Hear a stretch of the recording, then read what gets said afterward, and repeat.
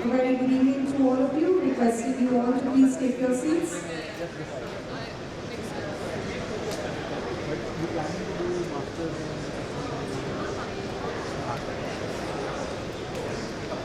I welcome you all to our next session, Full Scale Conference, Long Duration Energy Storage.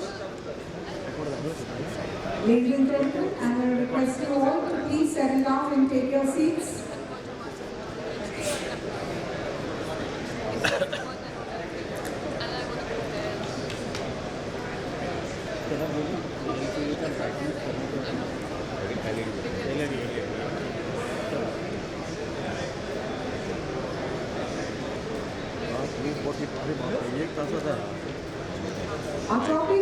Our next topic for this session, long duration energy storage.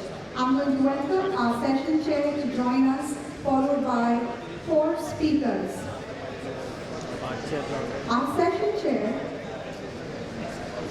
Mr. J.C. Kapuri, has been working as a power professional in hydro sector. He's worked in the industry for more than 30 years. He has wide-ranging experience in both design and erection and commissioning of hydroelectric projects. In the year 2006, he joined NTPC as Chief Design Engineer and was involved in engineering activities of NTPC hydro projects. He is presently leading the hydro engineering department and driving the NTPC initiatives for the development of pumped storage hydro projects in various states of India. Let's hear it for our session chair, Mr. J.C. Kapoji. Ladies and gentlemen. Thank you for joining us, sir. I request our speakers to join us here, Mr. Stephen Rocher, Mr. Ayush Mishra,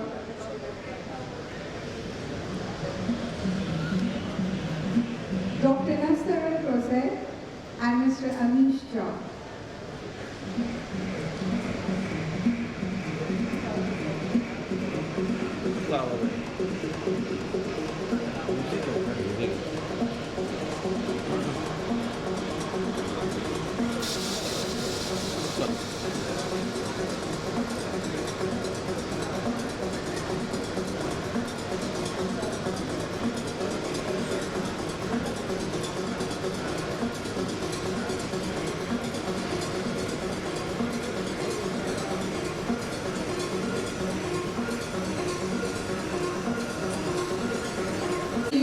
Take it from here.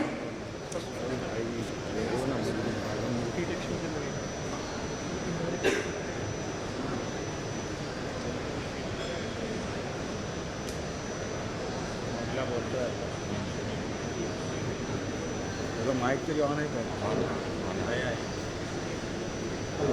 हाँ बोला बोला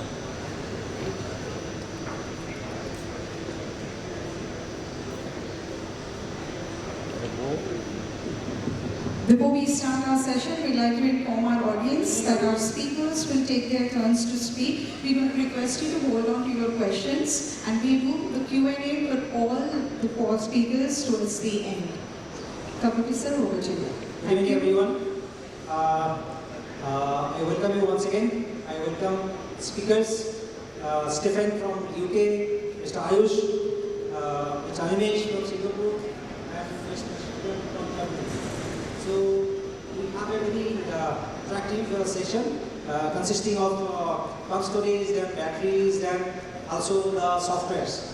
So you know this next few decades will be of renewables and storage systems, where the basic amenities of continuous supply will be given to the citizens of the country, for which that government and stakeholders are working day and night. You all know India having committed to install 500 gigawatt of renewable energy by 2030 as per commitment given to COP26, and also 50% of the energy will be derived from the non-fossil power sources. So that way we have got a very big, long roadmap for installing renewables as well as storage system. So we have today with all our experts. Let me tell you that just background of how the storage is very important for us. As of today, we have around 430 gigawatt of installed capacity in India, including thermal, hydro, gas, the biomass, and waste to energy, etc. By 2030, we expect to reach up to 900 gigawatt of installed capacity. So that way, we'll have so much of renewable energy into our grid, which will be surplus during the off-peak time, because that renewable, specifically the variable renewable energy sources, VRE, solar and wind, they do not follow the load pattern. So they generate during the daytime, or for example, wind generate during the night time, where our demand are very, very less.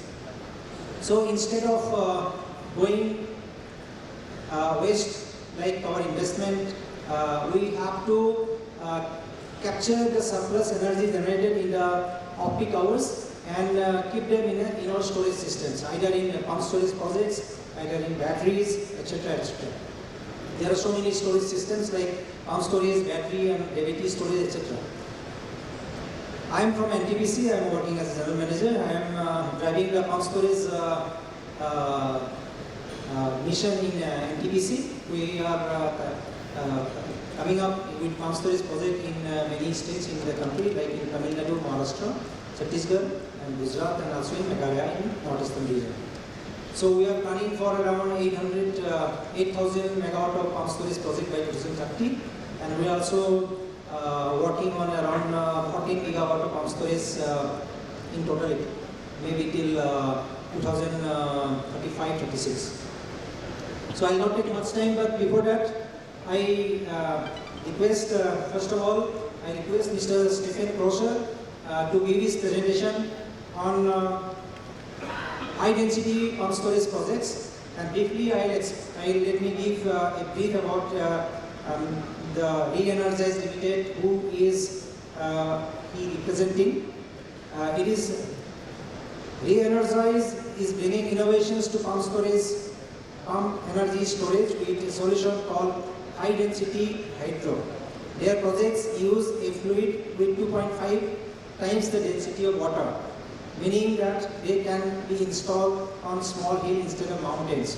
So with this, actually, I'll just ask Mr. Stephen also to answer some few points, because India has got many small hills, and there are so many remote areas where this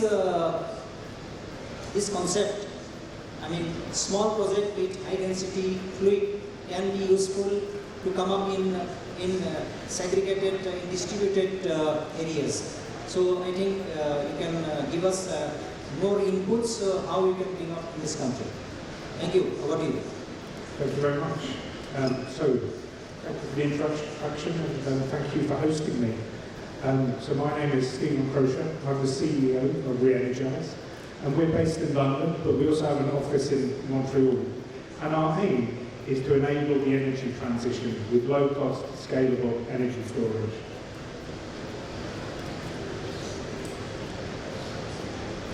So, we know that the world must rapidly decarbonise to avoid the damaging effects of climate change.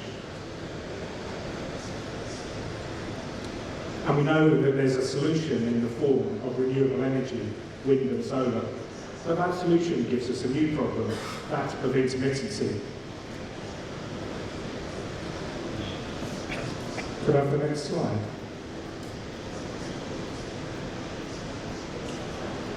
So, to solve the problem of intermittency, we need long-duration energy storage to balance the intermittency of renewable generation and the variable demand from consumers. The only way to get to net zero is with various forms of long-duration energy storage. But the main problem that needs to be solved, and partly why I'm here in India, is the scale of the challenge. That the scale of the energy storage challenge is absolutely huge. And India is one of those places where there's an ample opportunity for the sort of supply chain that we will need to develop our solutions going forward. So various commentators from across the world predict that the energy storage market is going to be huge. Some people talk about a $4 trillion opportunity, and $1 trillion is a huge amount of money, and this is by 2040. Other commentators talk about an exponential growth, but however you look at it, the market is going to become huge and grow rapidly over a very short time period. And to add to that problem, every country in the world is going to be trying to do it all at the same time. So our solution, high-density hydro, is based on traditional pumped hydro. So for anyone who doesn't know, traditional pumped hydro is where you have a lake at the bottom of a mountain and a lake at the top of a mountain behind the dam. And when you have excess or cheap energy, it's pumped up, and when you have insufficient energy or the prices rise, it's released and regenerated through a turbine. So it's a great solution. It's been around for the best part of 100 years.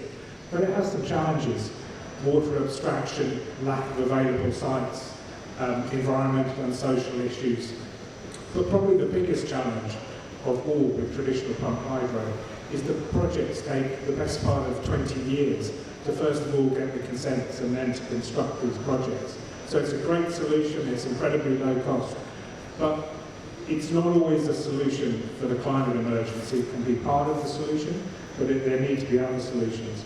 And so what we're doing at Re-Energise in our solution, high-density hydro, is to develop upon the oldest and most mature and lowest cost form of energy storage, that of pumped hydro.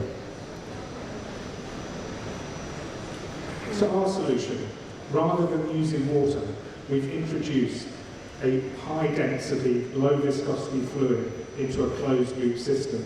So our fluid is 2.5 times the density of water.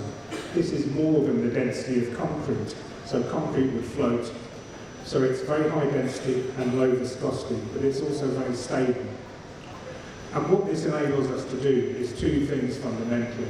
We can lower the vertical elevation that we need on a project, or we can reduce its footprint.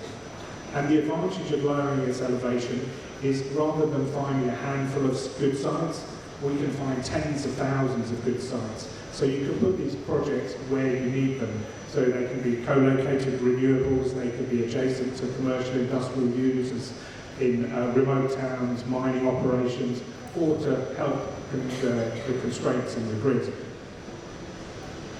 So our projects are aimed to be in the order of 10 megawatts to 100 megawatts, and then from 4 to 16 hours of storage. So we often call this a medium duration storage solution.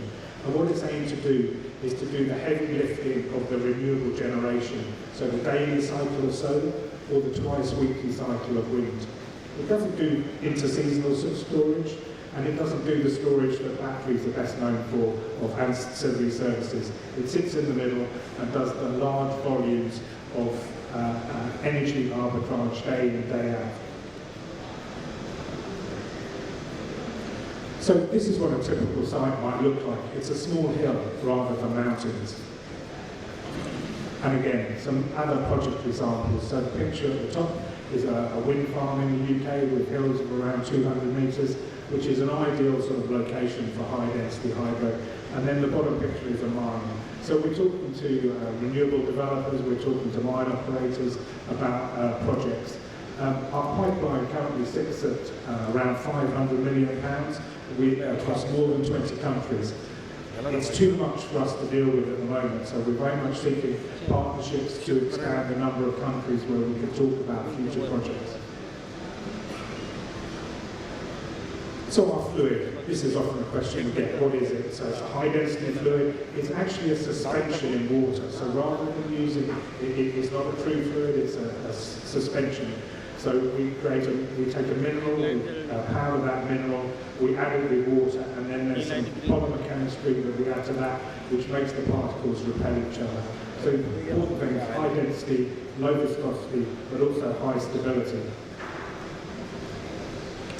Every country we look, there are tens of thousands of sites. Well, not quite every country. The UK has about 6,500 sites, so it's not tens of thousands, but it's a relatively small country. But everywhere we looked, and I must admit we haven't yet looked in detail in India, but we're convinced that there will be, it's a continent-sized country, and so we're convinced there will be tens, probably hundreds of thousands of sites and opportunities in India.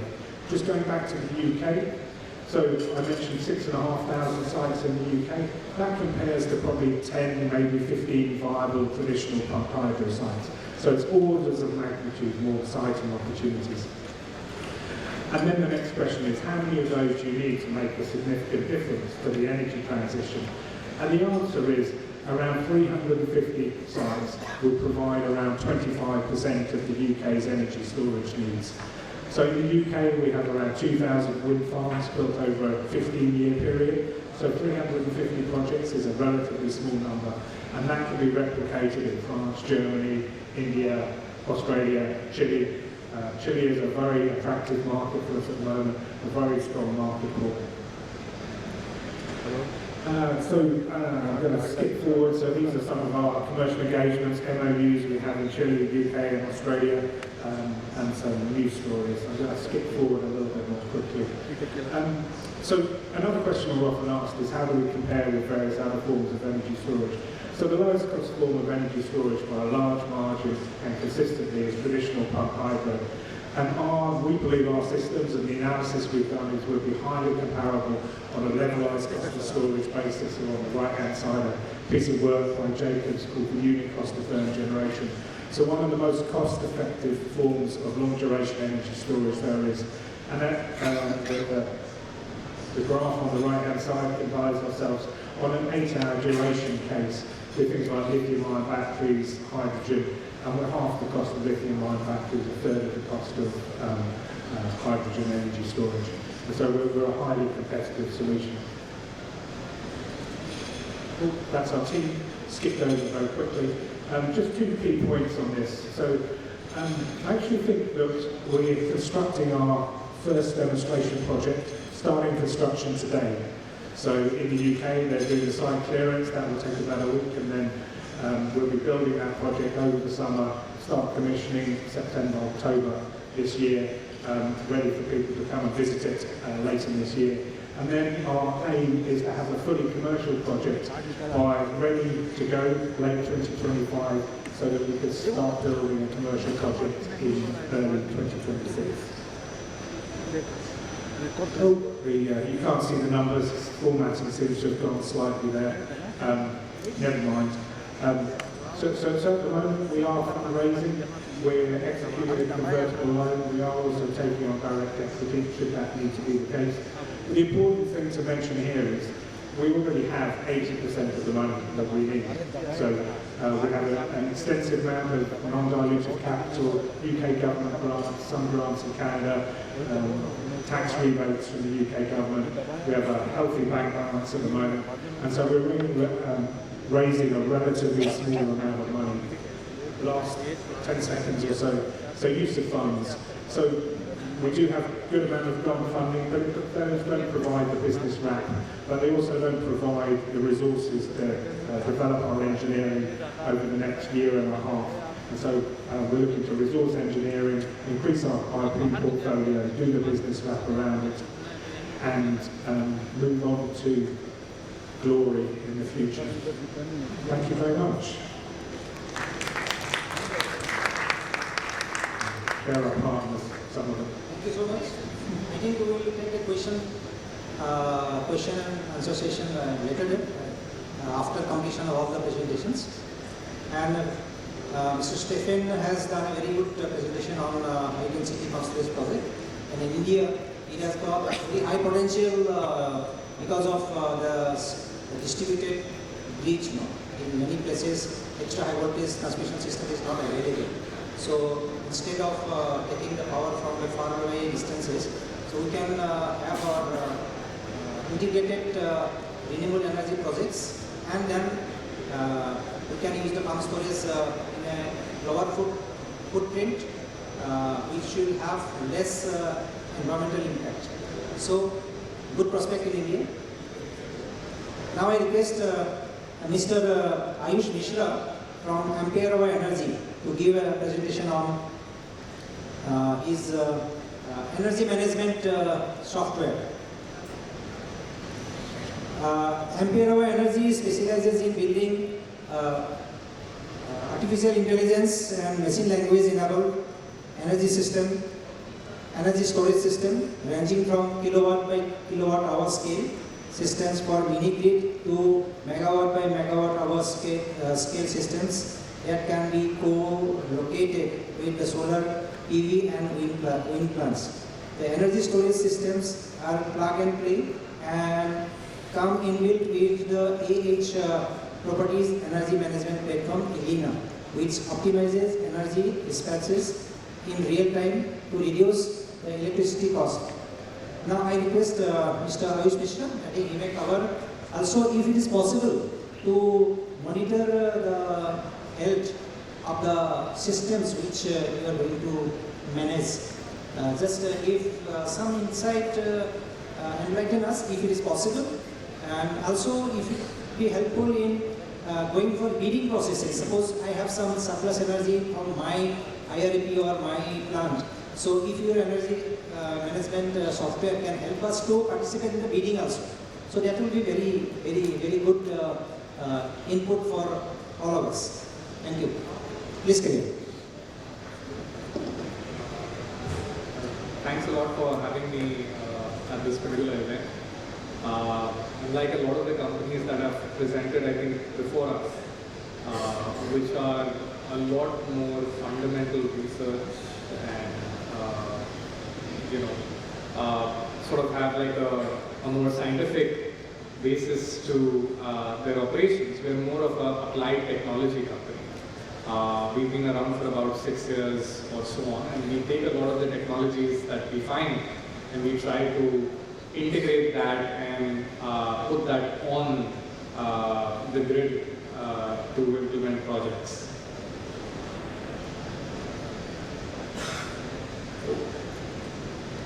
Yeah. So just to give you a little bit of a background of the company. So today, Ampere Hour Energy is one of India's largest stationary energy storage system providers. We've been operational for about 6 years. We have close to about 100 megawatt hour, which is either executed or under execution at this moment. We've been recognized by certain bodies, including the India Energy Storage Alliance, that recognized us as the Energy Storage Startup of the Year, or by CSIS in Washington, DC, to some of our work that we are doing. We split up our business into two parts. The first part is a hardware vertical that we call EdStack, and I'll walk you through that. The second is a software platform that integrates with all the hardware devices at the site and then imparts the knowledge that is required to be able to create a fully flexible power grid in the future. Now, just to run you through a few macros as to why storage is so important. There are 5 key trends that I want to talk about that are happening. The first is, I think we began this session with India going from 450 to 900. But not only that, like the proportion of renewables is also increasing rapidly. Now you're seeing only solar and wind getting added to the grid.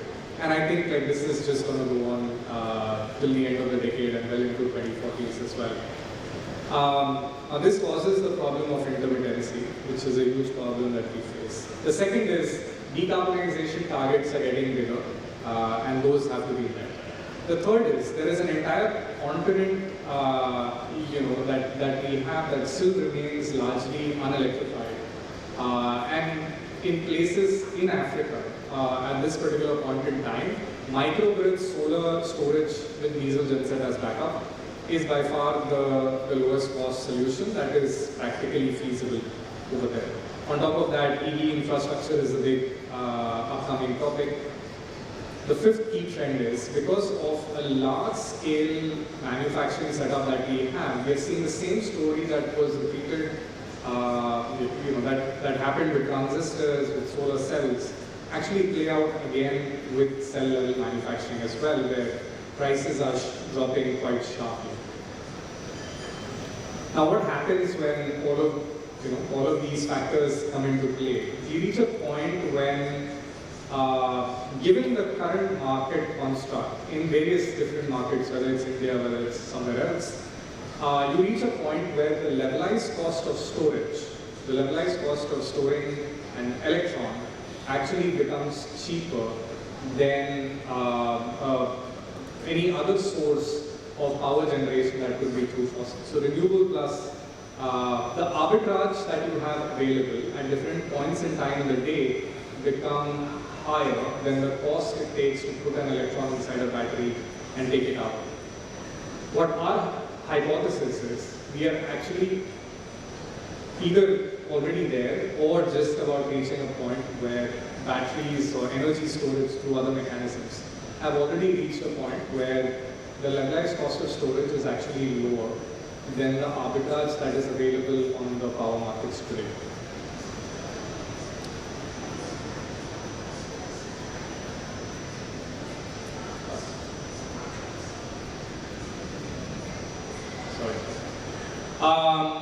Now, from the perspective of our goal, as I mentioned, our goal is to create a hardware and software platform for battery agnostic energy storage integration which provides the lowest levelized cost of storage. What that means is, for us, we are not a cell manufacturer.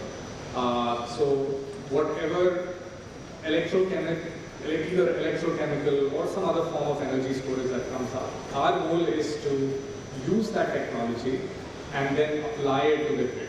So today, if you have LFP, that might be the dominant technology. Tomorrow, you might have sodium ion, you might have some other technologies that might be coming up. We will use all of that and then apply it to the grid. We divide the business, as I mentioned, into two parts. So you have a plug-and-play containerized product that we call AX Stack, and then we have Elena, that is essentially the software stack that is like a middleware that goes from all hardware elements that might be at the site, your BMSs, metering systems, and so on, integrates with the SCADA platforms of utilities, integrates with the spot market pricing, with the forecasting, scheduling softwares, and then creates that that required software layer to impart intelligence into the charging and discharging of these batteries.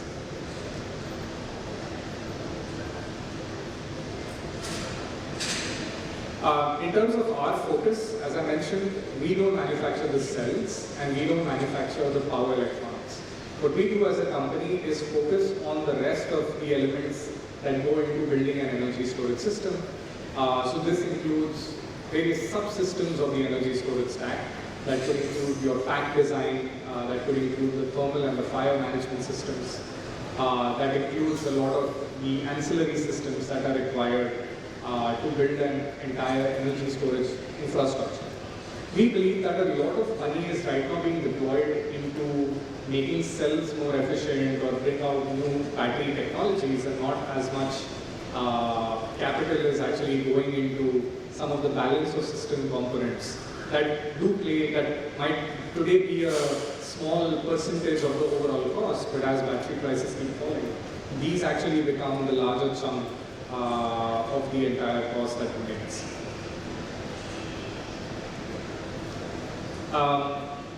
To give you a visual description of what an energy storage system would look like, so you have on the left-hand side a battery rack. On the right-hand side, you have inverter blocks. Now, this is a description of a 100 kilowatt hour system. This has multiple subsystems within it. So it has the firefighting systems, the thermal management or the HVAC systems, the EMS, for the monitoring, control, protection of the batteries and the electronics. So you have all these subsystems. Where we excel is largely on all the subsystems excluding the batteries.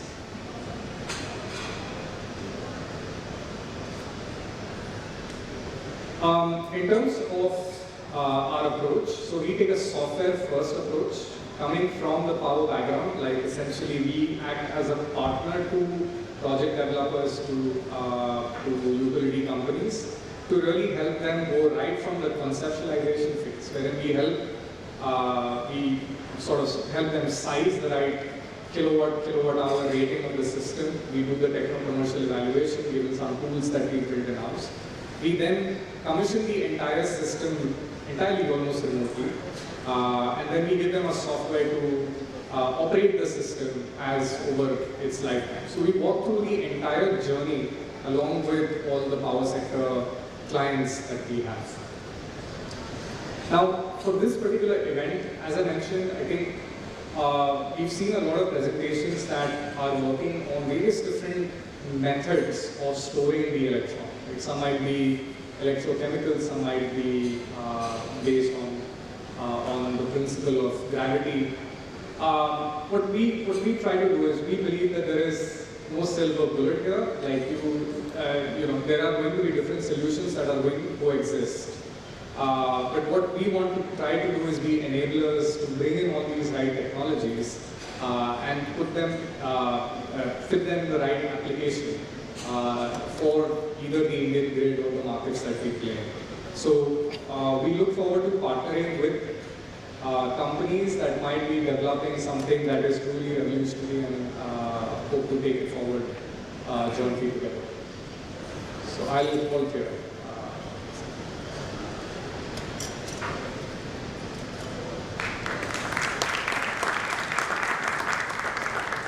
Thank you so much. You are using artificial intelligence also here?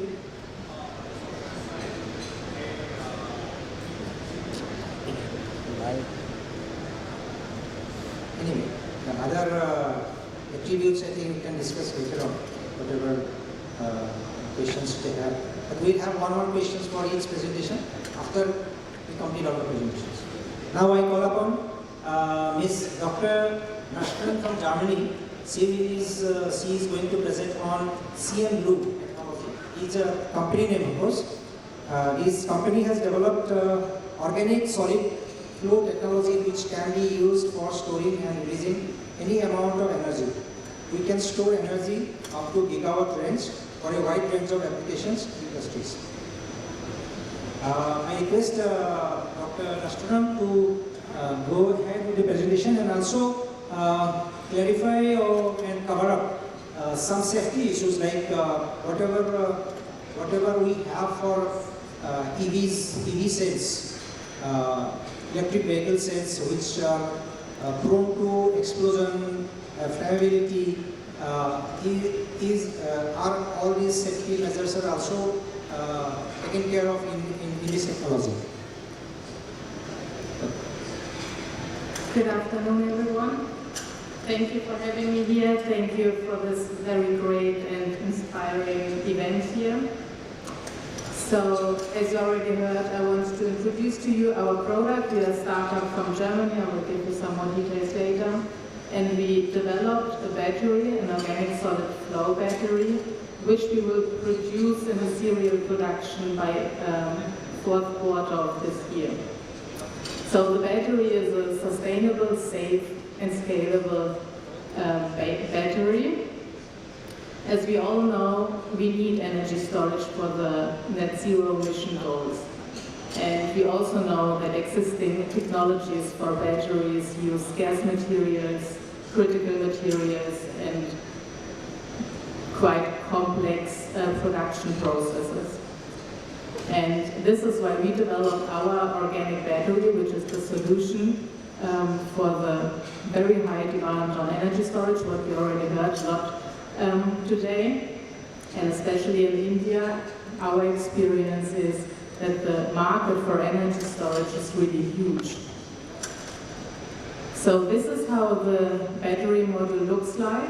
It's the smallest module and we can multiply it as often as we want. It's a standard pellet with a battery with a plus and a minus pole, like you know it from the small batteries at home. It's more or less the same, but bigger with more energy. So the battery itself is safe by design. There is no fire risk, non-flammable materials. It's a water-based battery, no explosion risk. and it uses a moderate pH range and also no toxic materials. We use a very wide temperature range, so this is also our experience why the demand for alternative energy storage technologies, alternative to lithium and sodium-ion batteries, is quite high in India, because the challenge to guarantee the very small temperature range of lithium-ion batteries is very high in such warm environment as in India. The battery is sustainable. It means it's environmentally friendly. We use mostly plastic materials, water, and we do not have any scarce materials or any conflicted materials. All the materials we use for the whole battery you can source locally, so you can have a completely local supply chain. At the end, the battery is fully recyclable and has a very small footprint. A small CO2 footprint, but also a small footprint in the meaning of area per megawatt hour. You don't need so much area as you need it for lithium-ion batteries. And the battery is also scalable, and this was one of the main requirements our founder had in the very beginning, meaning we can scale power and capacity independently, but this was not the requirement. The requirement was no limitation in size, so to be able to scale in the gigawatt-hour range, and this is what we achieved with our battery, with a modular design and a modular production. So what are the characteristics of the battery? We have 20 years lifetime. It makes 20,000 cycles depending how the battery is operated. There is no cycle limitation because organic materials do not degrade because of cycling, but only a calendaric degradation. We have an energy density very similar to lithium-ion batteries right now, 200 watt-hour per kilogram. The storage duration can be minutes up to hours, up to days. I will show you our standard product, so we fixed one energy storage duration. We have similar efficiencies as lithium-ion batteries, 90%. Can range up to the gigawatt-hour range, whatever is needed. We need 2.5 square meters per megawatt hour. Means we can stack the module up to whatever is needed. 7.50 meters is a height we use in Europe. You can stack it up to 10 meters, and then you have 2.5 square meters per megawatt hour. Non-flammable in a very wide temperature range, which is mainly given by the electrical path. So this is the standard module. It's a 5-hour storage system, 1.9 tons. And it's the most important thing, it's a plug-and-play module. So it's really the same as the small batteries at home. You put it in a high-rack system and connect the plus and the minus, and that's it. There is no more work at the customer side. So why do we use organic materials? This was also the starting point when we developed the battery. And our founder, Peter Geigle, he is a medical doctor, and his idea was it to copy what nature does for millions of years. Nature uses only organic materials for energy storage and energy transport. It's only we humans in a technical environment we started to use metals for energy storage, and there was no need to change it for the last more than 100 years. Now we have the challenge of scarce materials, we need an independent supply chain, and then it makes sense to copy what nature does, very successful for millions of years. For example, plants know the day and night shift forever, and they solved it with organic materials. The same for us humans. We eat something and 4 hours later we still walk. We do it with organic materials. So I skipped this slide. This is more details how the technology works. It's a combination of the solid-state batteries and a redox flow battery. We use a liquid for energy transport, and we use a solid for energy storage. And this is how it looks like inside. So we have the liquid coming into the tank where the solid material is, and there the charge transfer to the energy storage material takes place. So here the energy is stored, and here the stack is the power unit. Here the energy or the electrons are taken from the grid or given to the grid. And the liquid combines the power unit and the energy unit. The whole stack, the power unit, is based on mainly plastics and graphite, so it's mainly PP. We have no catalysts, no metals there. And in comparison to the lithium-ion battery I tried to tell you on the last slides, we have no supply chain issues, so very common raw materials. We have a very simple automotive-like production with production processes known from the automotive industry. And the main point is, it's also the reason why nature uses always organic materials, is this one. Organic materials have so kind of electron clouds around the molecules.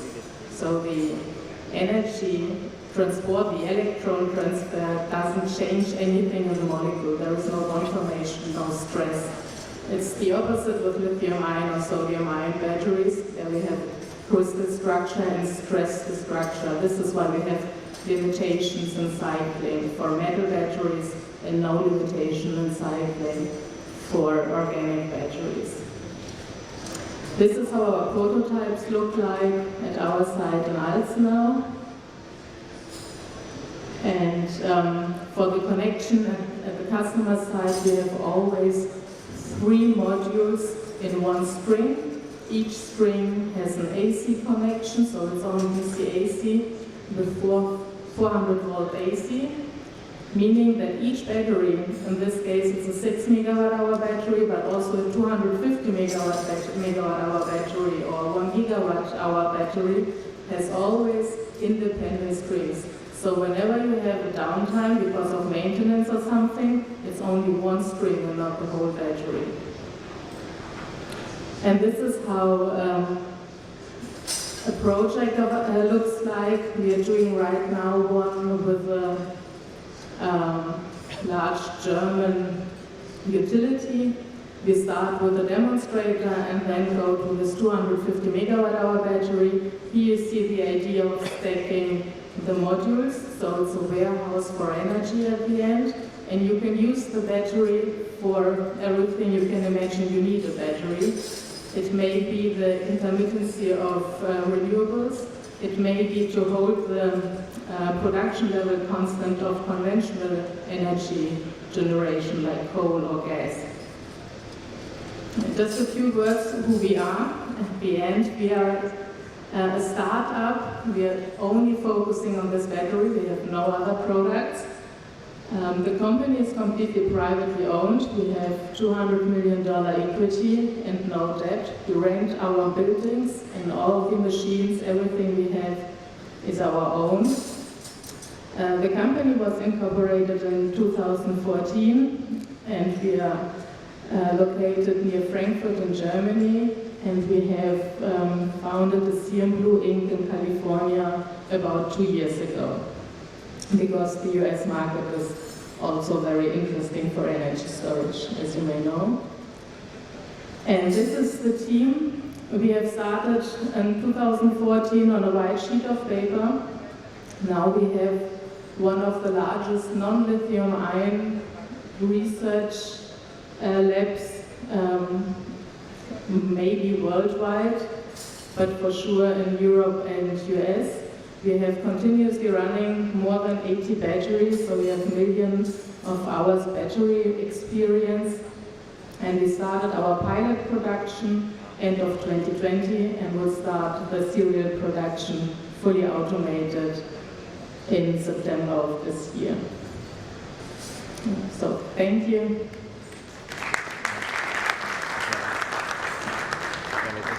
Thank you so much. I think you have covered my questions also. It is not flammable. Economically also it is, I think, environmentally also it is not having much impact. And also the scalability of the entire system is also what we require at a big level. Thank you so much. Now our last presentation by Sri Animesh Jha. So he will present on high density lithium ion with silicon anode material. This is a new technology, of course, is coming up. I think we need to know the merit and demerits also of this. The demerits, of course, we can discuss later, but whatever positive points he is going to discuss, let us hear him. Whole 14 solutions. This is what he is representing. They are developing high performance scalable drop-in anode solution for lithium-ion batteries. They are leveraging deep expertise in the design and synthesis of novel materials to enable tremendous boost in energy density and improvement in cost while being compatible with presently installed battery cell manufacturing infrastructure. So he is going to speak about the energy density also in battery. For example, in CMBlu, they are telling they have the energy density of 200 watt-hour per kg, isn't it? Yes. So let's hear from Volt 14 representative Mr. Animesh Jha also how much energy density we are achieving. Of course, we are aware that in China they have achieved up to 711 watt-hour per kg of density, energy density in battery system. So let's hear Mr. Animesh Jha. Thank you. Thank you everyone for joining me today, and thank you for organizing this event and providing us with this wonderful platform. So I'll start off with first giving everyone a quick primer of who we are.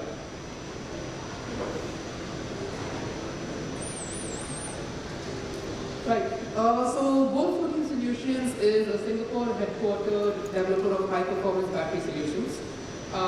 Effectively, what we offer to companies is silicon rich anodes, as well as we are also developing fully integrated cell technologies that are ready to take to a standard cell production line. Our technology is third-party validated, so some of the top institutions, research institutions in Singapore, such as A-Star, Nanyang Technological Universities, have validated our platform. And we are in advanced stages of qualifications with some of the largest battery companies in North America and the general APAC region. And again, we offer this battery solution. Some of the key points that sets us apart is that first things first is drop-in. If you have a cell production line, you need to make no change to it whatsoever.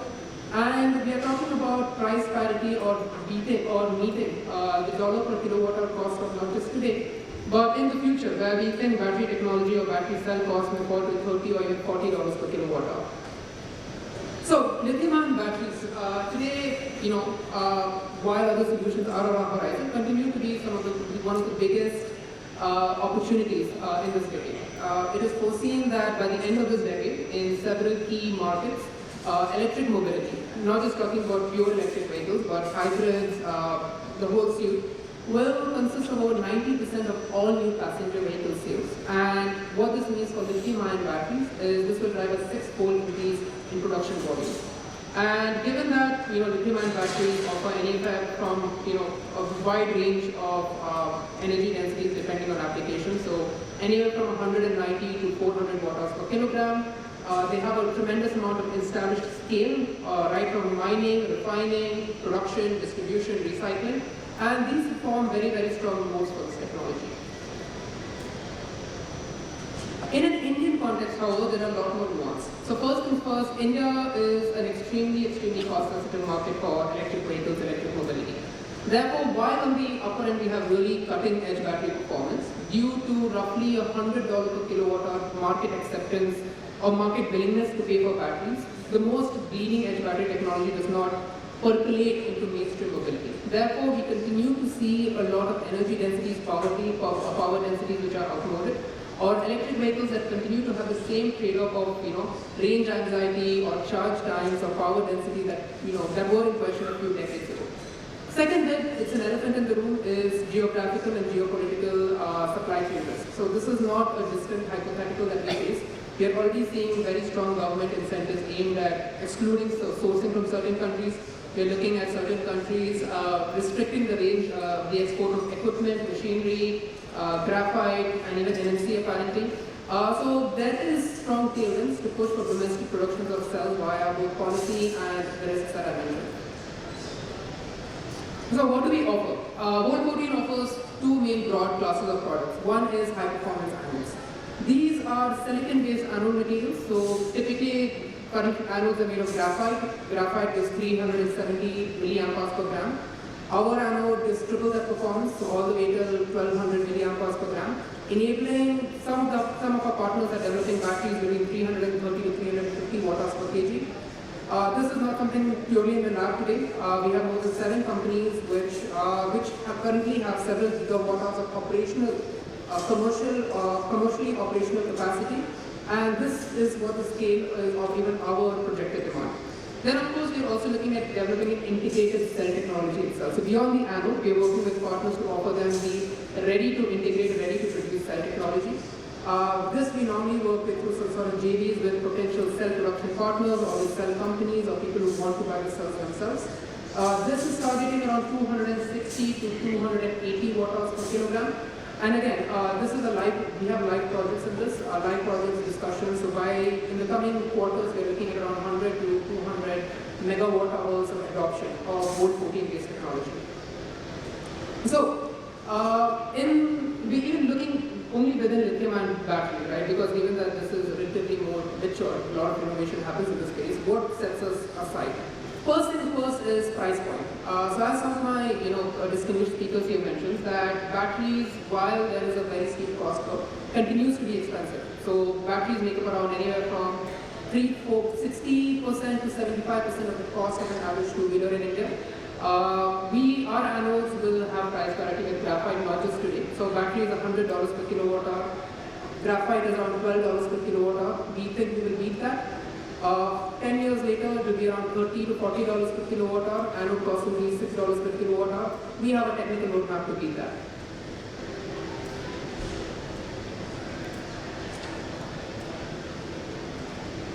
Secondly, exclusive use of very standard production processes for an anode and very, very abundantly sourced raw materials. So if you take a walk down to hall 1 or hall 2, every piece of equipment that you need to mass produce our anodes as well as anodes is available there. All the raw materials that we use are abundantly available. They're already used in the biomedical industry, they're used in the fertilizer industry. So we are tapping into very, very mature supply chains and very, very well-established production processes for our scale-up. And again, we are already at a pre-pilot scale, producing several tens of kilograms of batches of material. So the further scale-up of ours is, again, there's work to be done, but it is relatively more de-risked. And finally, when we look at a lot of battery technology, especially on the anode and cathode side, you are looking at having to make modifications to cell production lines. Some technologies require a pre-lithiation process where you deposit a layer of lithium on the system or some sort of chemical vapor deposition process. We need none of that. And secondly, because battery factories are expensive, we need around $50 million in equipment capex alone per gigawatt of capacity. It is best to leverage into these lines. So by hitting the trifecta of being cost competitive, being drop-in, and relying on abundantly sourceable raw materials, we kind of hit the viability of battery technology for electric mobility. Our technology, again, our booth is right outside the first booth, outside the exit. Please come and talk a bit more about the technology.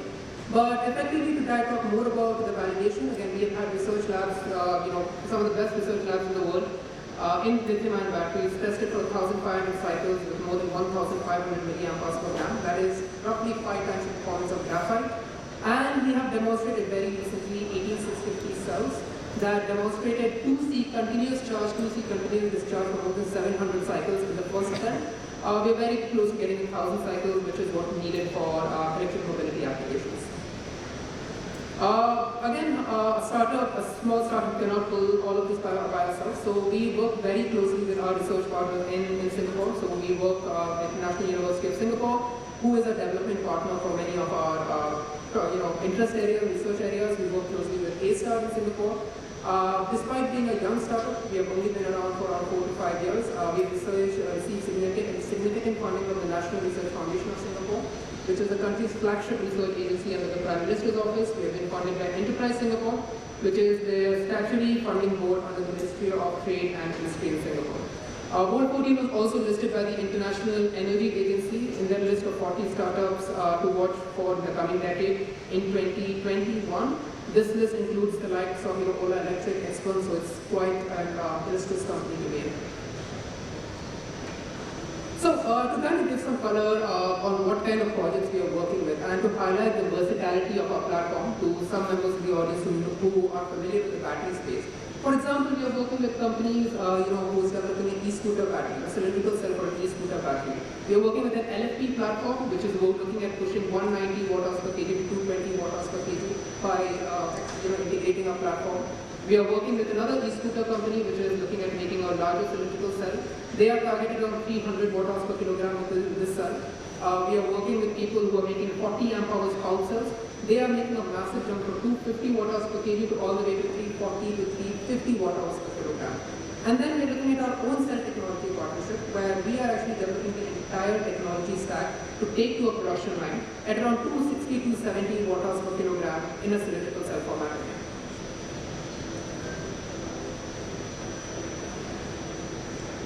So, what do we hope to accomplish in this platform, particularly in this conference, right? So, one thing is we are looking to love to engage with companies, potential partners, to explore joint venture and technology partnerships to expand our cell production offerings.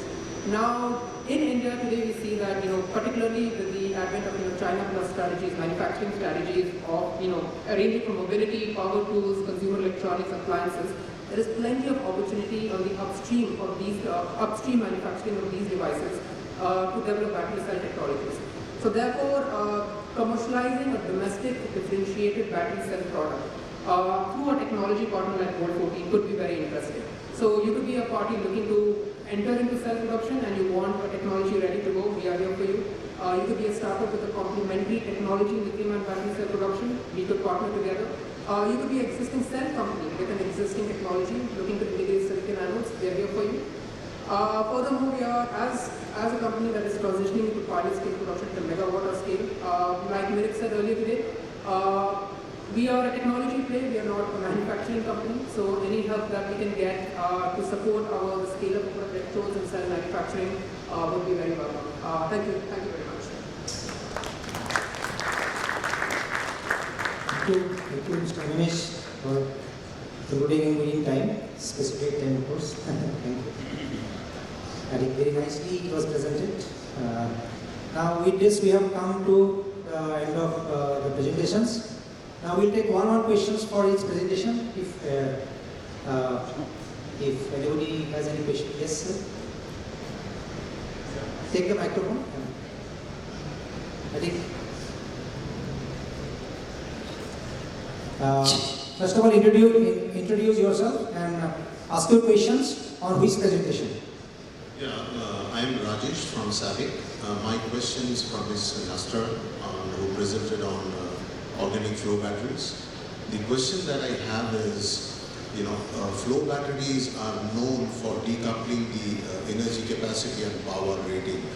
How would you compare your technology vis-a-vis the vanadium flow batteries, and what's the competitive advantage that organic flow batteries bring in vis-a-vis that other technology as I mentioned? Thank you. So the main difference of a flow battery and our battery is that we have an energy density that is 10 times higher than our flow batteries, and this energy storage material with this high energy density always remains in the tank. So actually we have a flow battery and put the solid on top, and because of the modularity, which is only possible with this high energy density, we have much less losses, shunt losses, so a higher efficiency.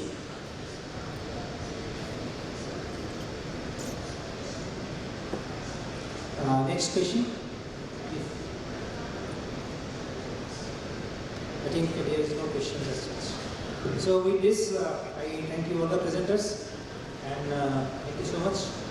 And I think So we have concluded the session and hand over to the organizer.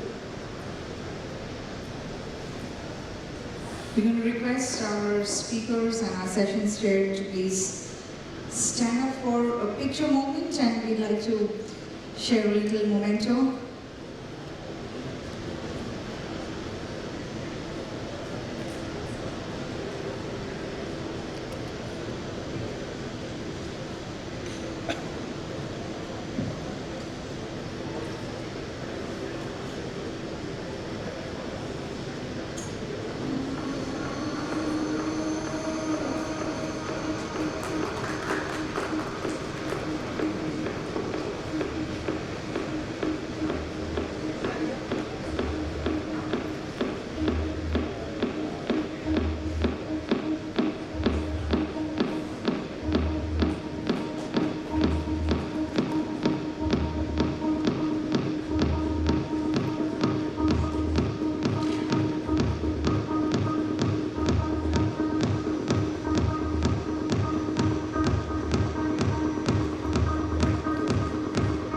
We'd like to thank you all for being present here in this fruitful session, and we also have a little token for you to carry home as a memory.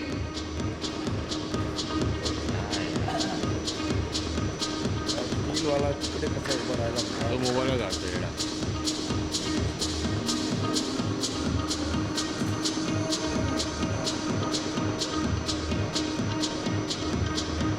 Thank you.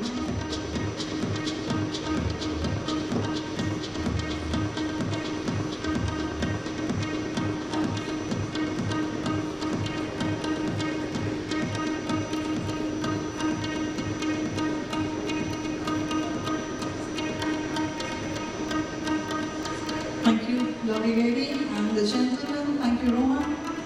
Our next session starts just immediately, but if you have any queries and would like to connect to our speakers, you can catch up with them in the lounge area, which is opposite the conference hall. But we're just requesting you to hold on to your seats in case you'd like to be part of our next session, which is going to start immediately after we end this one. Thank you.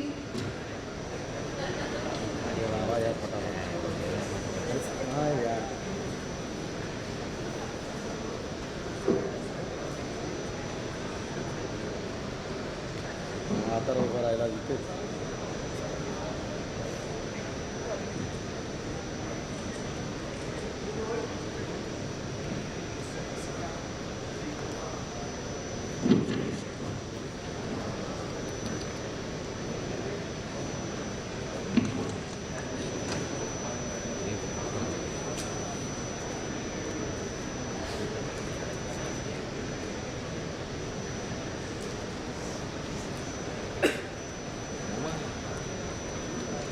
Cut केलात स्वतः करता तर मी काय बोलतो नाही बोलायचं नाही गेला अरे पण सगळं लागलाच ना मोबाईल काढायला त्याला काय करतो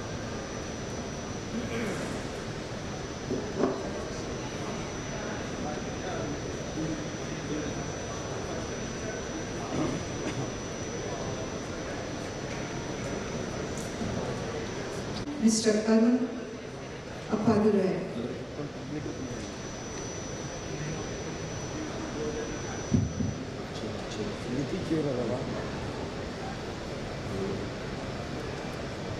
हेलो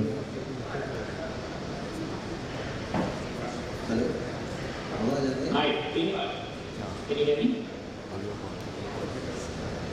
आवाज आ रही है सब दीदी हेलो आप जरा बोलिए सर आवाज आ रही है मेरी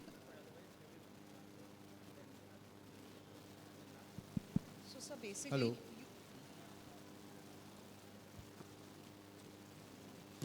Hello, can you guys hear me?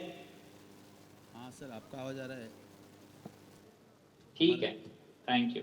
हमारा आवाज आ रहा है बराबर I can hear. हाँ आ रहा है Okay. नो प्रॉब्लम और मेरे को फीड दिख रहा है सेशन का स्टेज का फीड दिख रहा है तो do you want me to talk at the end session के एंड पे या सेकंड जैसे प्रोग्राम में है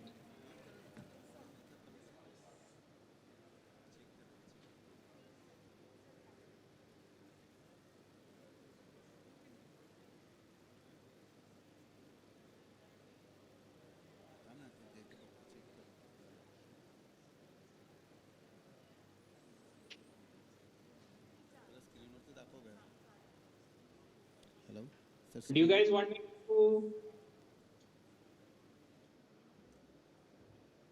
I'll share my screen. Do you want me to speak at the start or at the end? Okay okay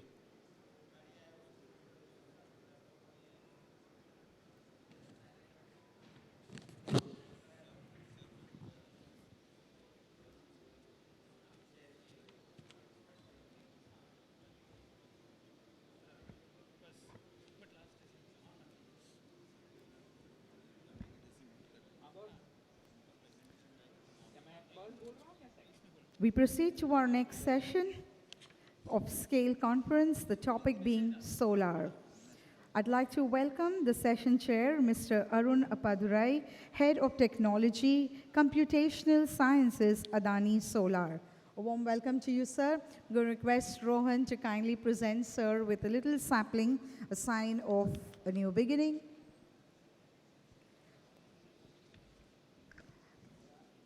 While Rohan does the honors, I'm going to quickly give you the names of our speakers. Mr. Marcus Glathar from PV2 Plus. We have Mr. Harsh Sethi from Tree Nanotechnologies and Dr. Jacob Elholm from Molecular Solar Thermal. We have Professor Akshay Rao from Cambridge Photon who would be joining us online.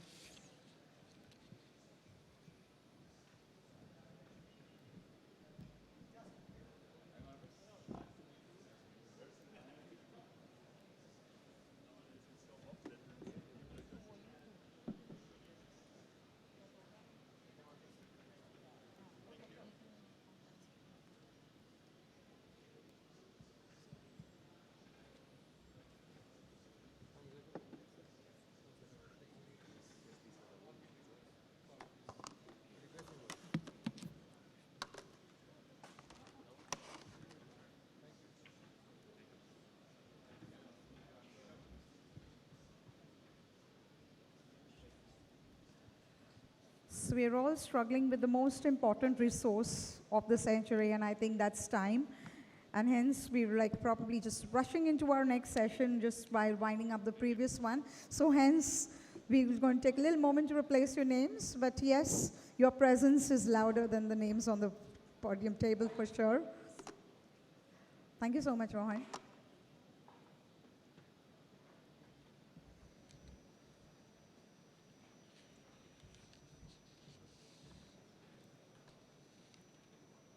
Over to you.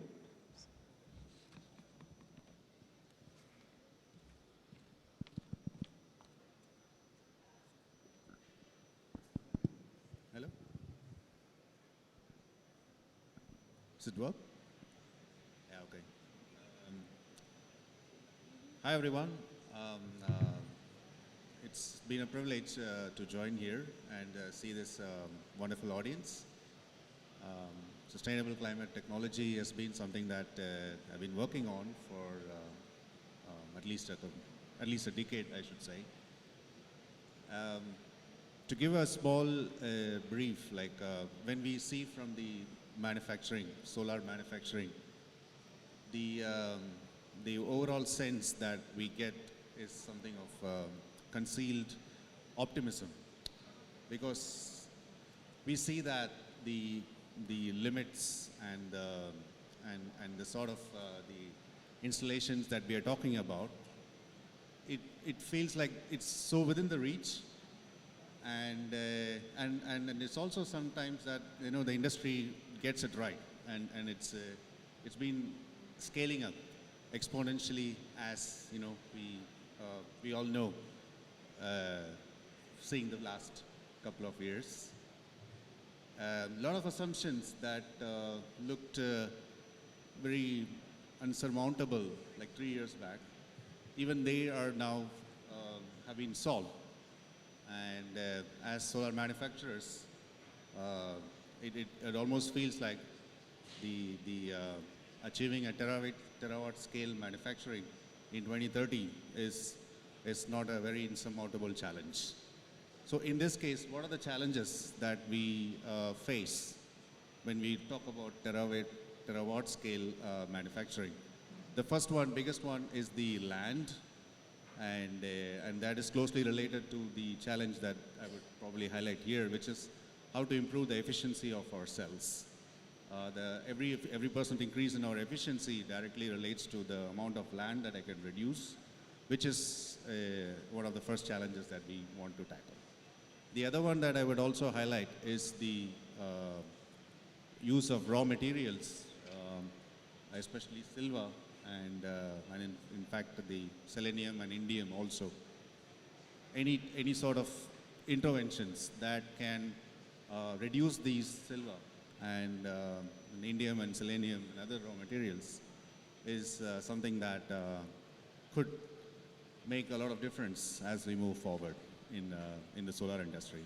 Other than that, we are manufacturing in atomic microscopic scales. So there is a manufacturing problem that is also we are in a part of sorting out through our journey in this space.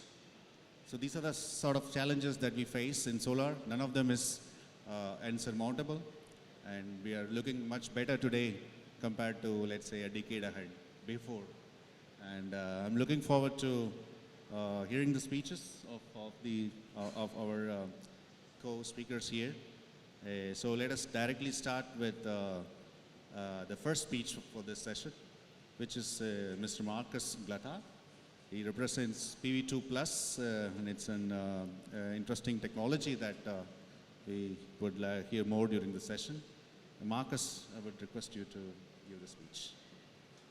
And to introduce Marcus is the CEO of PV2 Plus and head of department at Fraunhofer Institute of Solar Energy Systems. PV2 Plus is a company that has developed a patented solution to reduce the cost of high-efficiency solar cells by utilizing copper. Marcus, all yours. So thank you very much for the kind introduction, Mr. Chairman. And I'm very happy to speak here about our approach. So, how can I switch the slides? One here. Okay, thank you. So the solar industry is a very fast-growing, exponentially growing industry with high rates of growth, and we need to keep up this very high growth of the solar industry to stop the climate change. And if we want to do that, we need to be aware of the natural resources that we need. And here we come to the to the conclusion that in today's mainstream technology, silver is the single critical resource that we use, and till 2030, about 100% of the current mine supply would be used by the solar industry, and that is absolutely not happening because it's impossible. There's other industries that need silver, and so this needs to be addressed, this issue, and it's already an issue cost-wise. As you can see here, in a heterojunction solar cell, 20% of the costs are due to the use of silver. And why we are talking about heterojunction solar cells, well, heterojunction solar cells have the highest efficiencies in production with very few production steps, and we reach the lowest levelized cost of electricity, and it is also the ideal base for the next generation of perovskite silicon tandem solar cells. So there is a big disadvantage though. The use of silver here is the highest per watt, and this is due to the low performance of the printed silver that cannot be treated with high temperature because the solar cell would degrade. And so if we can tackle this problem, if we can really substitute the silver in the heterojunction technology, then I'm convinced that this will become the new standard technology in the solar industry. Now, there is solutions how to substitute silver with copper. There is, for example, the printed circuit board industry who is applying copper contacts, and we can also, in principle, copy this technology. Actually, this is happening for over 10 years by many solar cell manufacturers in their pilot production, or at least in their R&D labs, that they try to use this PCB process. Here you need an organic photosensitive film as a masking material. You expose the film to light in the areas where you want to print the contact or grow the contacts.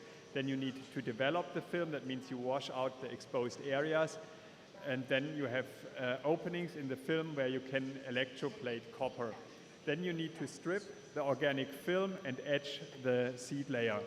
So this is proven to give really a very high and excellent efficiency in production, but it's not for no reason that this was never rolled out into the mass production by any solar cell manufacturer. And this is because of the high costs, because you have higher material costs due to the use of photochemistry, but also the use of a thick organic masking layer causes high costs. You have a very complex process with photolithography. And what is often forgotten, a major problem, or maybe the major problem, is the costly wastewater treatment because of the use of an organic film that decomposes in the caustic bath to microparticles that have to be filtered off because they cannot be released into the environment. So we tackled exactly those cost issues with our technology that we developed. And here we use, instead of an organic film, a very thin aluminum masking layer. And this masking layer we can directly pattern with a laser. So we apply the aluminum, the masking aluminum with the laser in the areas where we want the contacts to grow. We go into a very specific electrolyte, copper electrolyte bath to electroplate the copper contacts, and this electrolyte must not attack the quite sensitive aluminum film. That's the secret here. And then we only have to etch off these very thin metal layers, the seed layer and the aluminum layer. So this really brings us to a very significant cost reduction. We have no expensive photochemistry. We have we have a very thin masking layer, 50 nanometers of aluminum instead of 10 micrometers plus organics. We have a very simple process with direct laser patterning, and we have very significantly reduced costs for the wastewater treatment. So where are we with our technology? We apply our technology in customer samplings on industrial solar cells of industrial size. You can see here the results, these nice line structures here of copper, very narrow, cause very little shading compared to screen printed contacts. The conductivity is about 2 to 3 times higher than printed silver contacts. And we can also integrate them quite easily in solar modules by a standard soldering procedure. You see here small demo modules that we manufactured. Now a few words about our origin as a startup. We come from the Fraunhofer Institute for Solar Energy Systems, which is Europe's largest solar research institute and one of the most renowned solar research institutes in the world. Here we developed the technology and also filed a patent that was granted already in the US, in Germany, and in China.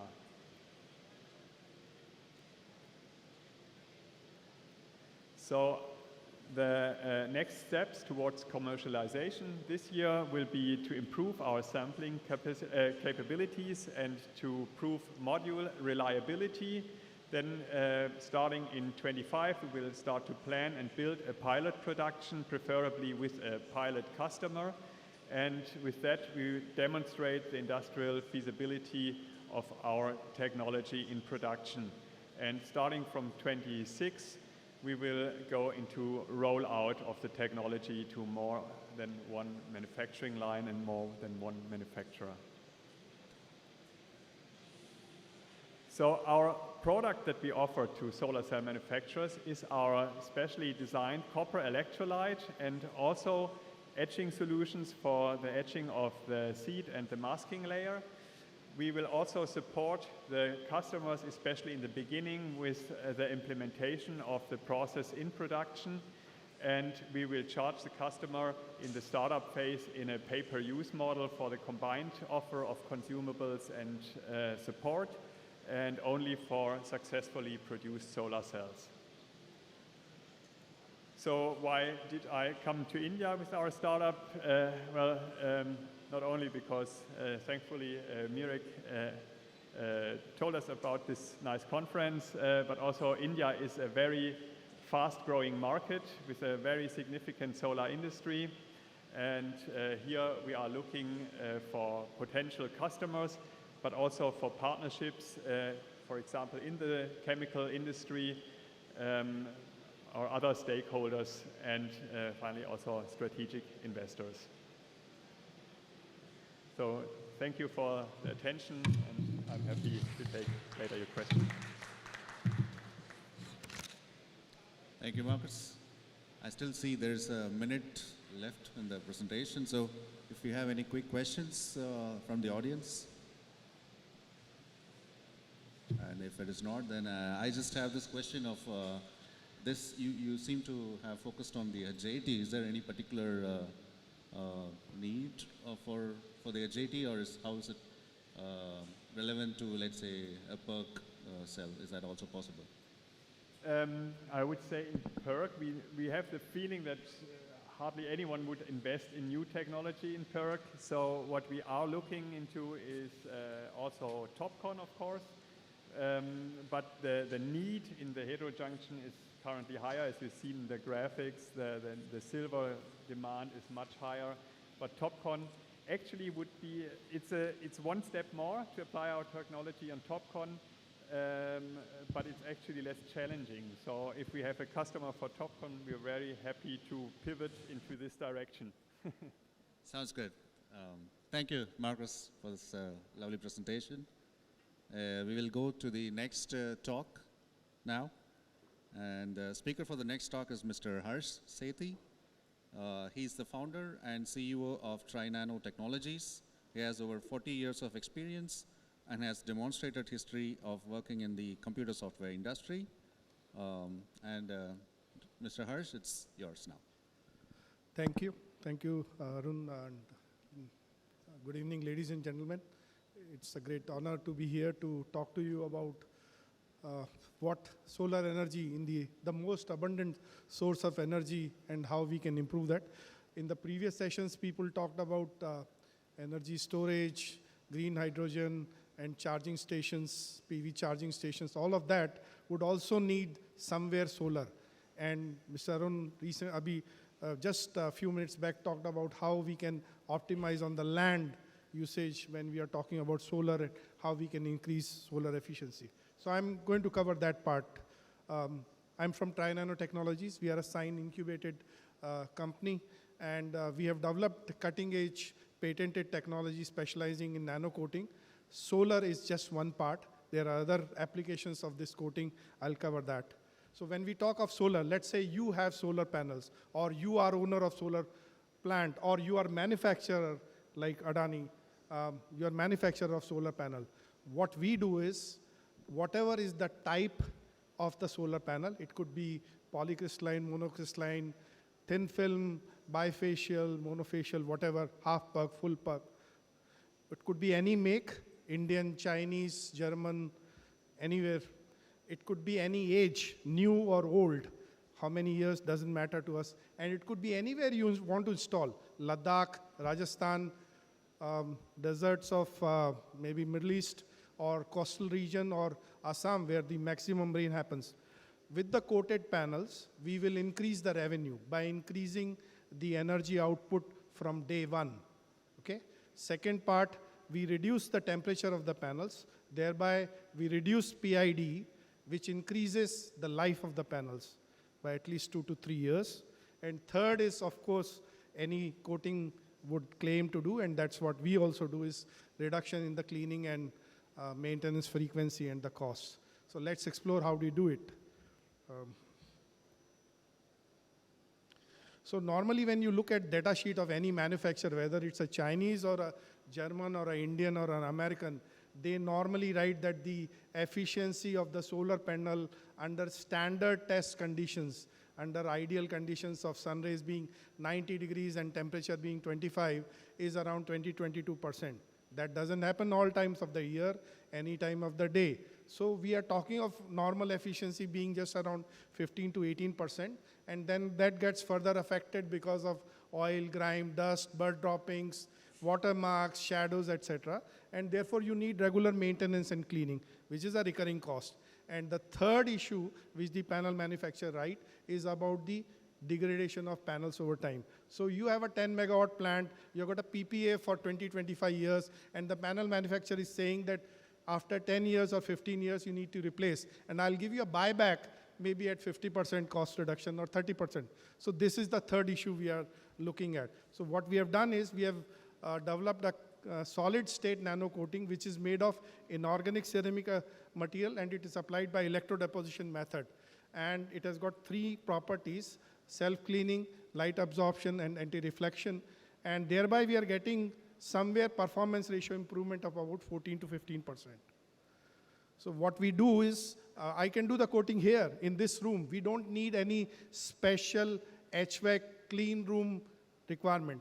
No special argon atmosphere, nothing, no heating, no baking. Absolutely simple environment. You can do the coating here right in this room. We just need a 220 volt single phase power supply, which is connected to actually this frame here.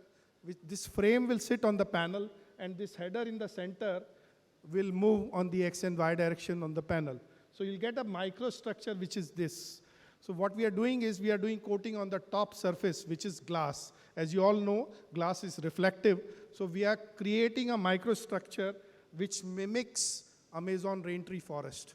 As you all know, when light falls on Amazon raintree forest, it doesn't get reflected. So here also it's the same principle. Light falls on it, it doesn't get reflected. But since we are talking of nano thicknesses, it gets transmitted to underneath silica. When more light is available to underneath silica, more energy is generated. That's the simple logic we are using. And since it is nano, so what we are looking at here is that on the right side, you can see that whatever is falling on the surface, coated surface, it doesn't get flattened out because it's being a super hydrophilic high surface tension of the coated surface, and therefore it forms a kind of a ball which can be easily removed by high pressure air or soft brushes or rainwater.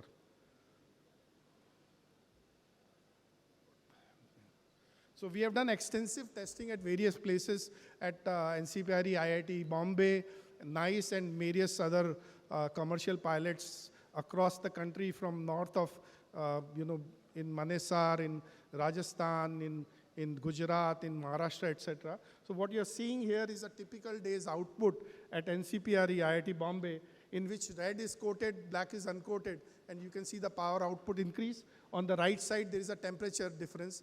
Black is uncoated, red is coated, so you can see the coated one has got a lower temperature as well.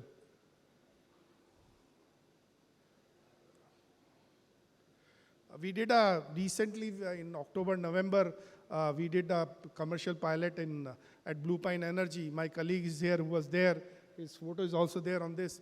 So they had Goldie Solar panels, about 4.5-year-old 330-watt panels. And they were cleaning twice a week. It's in Bikaner, desert place. We did the coating, and they got 6% increase. So with 6% increase in the power output, they could get a payback in just about 2 years. And also the cleaning frequency was reduced to almost once a month. In terms of climate impact, I would say that when we compare our data from 100 megawatt plant from MIT, so we will reduce the water consumption by around 55%, reduce carbon emissions by 5.2%, and for a similar plant output, we'll reduce the rent consumption by 7.6%. So we are at TRL level 7, which means we have done multiple commercial pilots. We have already got the patent registered in India and PCT countries. We are looking for expansion in overseas as well. So we have filed national patents in EU and US. But when you look at the competitive landscape, there was a paper published in IIT Gandhinagar in which they compared about 85 to 90 different coatings across the world. And they summarized that most of these commercial coatings are either liquid coatings or organic coatings. So they get washed off during rainy season, or if they are organic, then they get decomposed, deteriorated. So their life is just about 1.5 years. In comparison to that, we are solid state coating We are made of inorganic ceramic material. Life is minimum 5 years, and we give much more benefits of increase in power generation, increase in life, and a reduction in cleaning frequency. This is the team. We have, all 4 of us combined would have about 50 years of experience in green chemistry, nanotechnology, thin film, and energy. We have been working with MNRE, so they have listed us as innovation company on their website, MNRE Government of India website. And of course, I have got results validated by NCPRE and NICE. We have done, Arun sir, we have done pilots with Adani as well, both with the new panels and your existing farm in Karnesar, Jodhpur. But we have done a couple of others pilots with Tata Power and Vari and Goldie Solar, etc., and also some PV plant owners. And we have also done some pilots with glass manufacturers. So currently just incorporated about January 2022. So revenue has been low, but we are looking for partnerships across country wherein we can provide the technology, and we need to automate our process so the partner can invest in automation and we can speed it up. Apart from solar, the other uses of the coating are in glass facade, glass windows. So we can coat the maybe glass windows and glass facade wherein you can control the transmittance or reflection, so that if it is a temperate climate, then you can control or reduce the amount of air conditioning, while in EU and North America, you can reduce the heating cost. Similarly, for automobiles and green hydrogen, we can do the coating on the heat exchanger tubes. So market size, as you all know, is very, very huge. So in India, we are looking for partners, investments, and a distribution channel network. Thank you so much. Thank you, Sethi. I think right on time. Thank you very much. It was a very insightful talk. The next talk we are going to hear is from Dr. Jacob Elo. He is a PhD student working on the MOST project. His expertise lies in quantum chemistry, computational chemistry, molecular electronics, and quantum mechanics. And to you, Dr. Jacob. Thank you for the kind introduction. I think my presentation will be quite different from the others today because I am from a university and we are still doing more or less the ground research for our product, but I hope it can still be useful. So, my name is Jacob. I will be presenting about our product, Molecular Solar Thermal Energy Storage, or for short, MOST storage. I work at the Polytechnical University of Catalonia in Spain. So, as you probably know, air pollution is a problem, and alone in Europe, about 800,000 people die prematurely each year. One solution for this is using renewable energy, but one of the biggest problems with renewable energy, as we've heard many times today, is the intermittency problem. We're not able to store the energy. So, and according to a report from 2017, it was shown that almost 50% of the final energy consumption in the European Union was actually used on heating, where more than 75% of the industrial energy use was used on heating, and fossil fuels were the major source of this heat. So, our product is based on this simple molecular system. On the left, we have norbornadiene that is able to absorb solar radiation and then convert into this metastable isomer called quadricyclane. Quadricyclane can then back convert to the original state norbornadiene and release the energy as heat. So, the benefits of this system is that we require no rare materials because it's based on organic compounds. There are no emissions in this cycle, so we can absorb the solar light, we can store the solar light, and we can release the energy as heat in a closed cycle without burning any fossil fuels. Because this energy is stored in chemical bonds and not as heat, we can store the energy at room temperature. And we have shown storage times up to 20 years and an energy density up to 1 megajoule per kilogram. So I'm not gonna discuss the product anymore. I'm gonna discuss how we find the perfect product, because what we do in our daily day in the research group is we work with discovery of new molecules. And now we're also working on accelerating the way we discover these new molecules. So in a couple of years, we can discover new molecules for this technology faster. Because right now in our development cycle, making the molecular design for a new molecule takes about 1 hour, but then the synthesis and the scale-up takes about 6 months.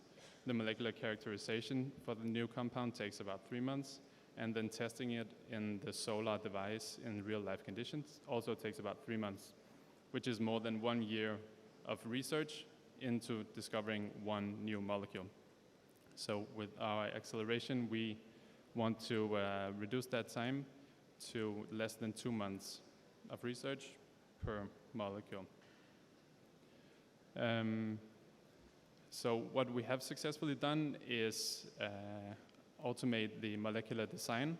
So we have performed a screening of, on the left you see the core structure, and with all the different substituents shown and all the different bridging units, it resulted in more than 450,000 different theoretical molecules that we then screened with quantum chemical methods for the molecular properties, and found,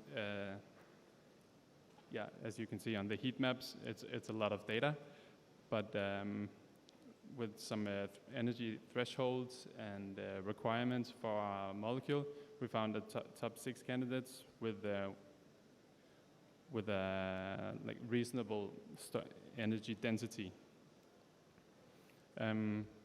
So from that, our main problem is actually performing the synthesis and the upscaling. Right now we're working with how to automate a flow chemistry setup. In the picture in the top right, you can see our current flow chemistry setup with inline mass spectroscopy, UV-Vis, and NMR integrated. So we're trying to optimize the reactions shown in the top left, and we're doing that with a VaporTech flow chemistry setup, following the reaction scheme shown in the bottom left, where we have these 3 initial compounds pumping through 2 reactors and then yielding the precursor shown. There's no laser, right? No laser. But the precursor shown, and this precursor is required in many of our new molecules.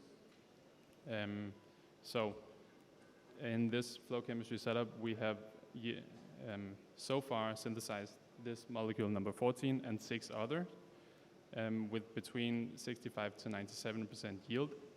And we've been able to produce up to 87 grams per 8 hours, so 87 grams in 1 workday. Compared to before, where we used batch chemistry, we could produce around 6 grams. So this is already some upscaling, but we're still trying to automate and improve it further.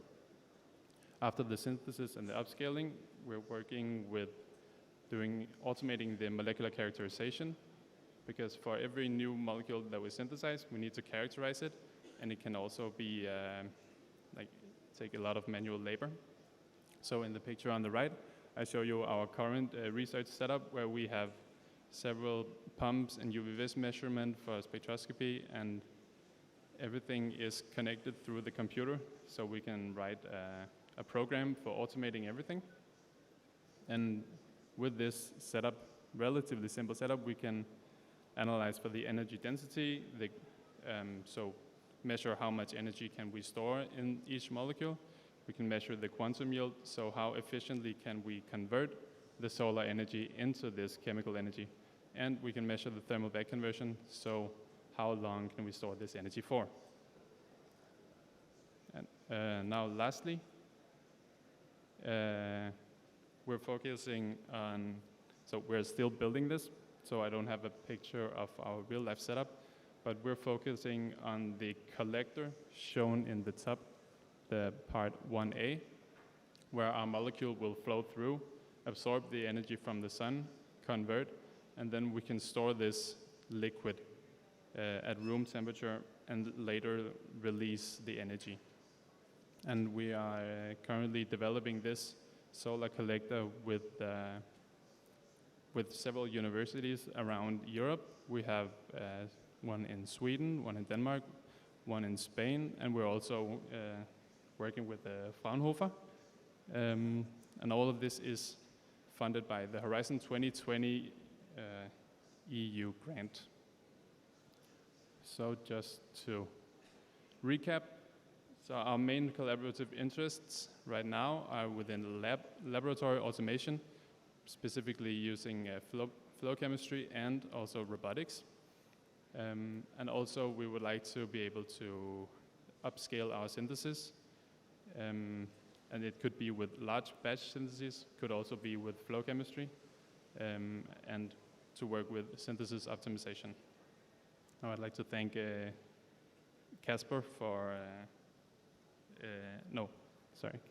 I'd like to thank MIDIC for inviting me here. It's been a real pleasure. And then I would like to finally advertise shortly that we are having a conference on these molecules in April in Barcelona in Spain. We will have some great talks by speakers from England, from China, from Denmark. So if you're interested in this technology, please let me know, and I'm sure we can figure something out. And thank you for your attention. Thank you very much, Dr. Jacob. I guess there is time for one question, if anyone in the audience. Yes, please. Can we have a microphone given to him?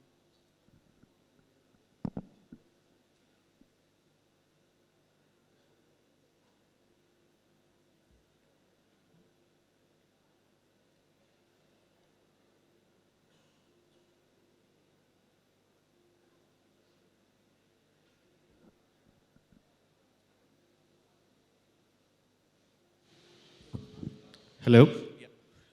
Yeah, I have a question regarding nano coating of the solar cell. Is that my? Okay.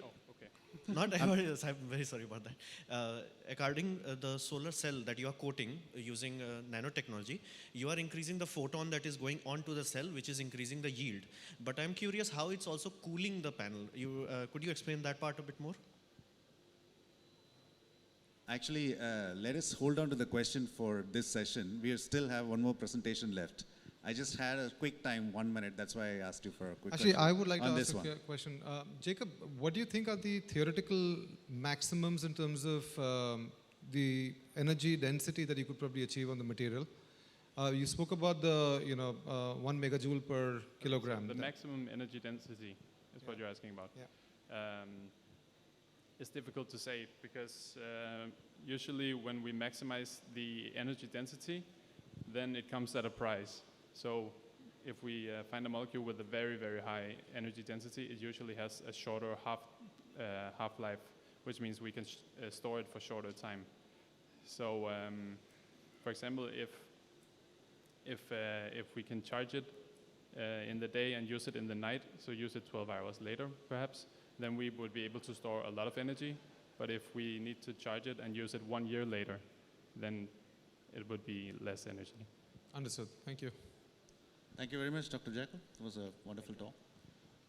Now we have the last presentation, and this is actually given by Professor Akshay Rao, and he will be connecting online to this session here. I request the organizers to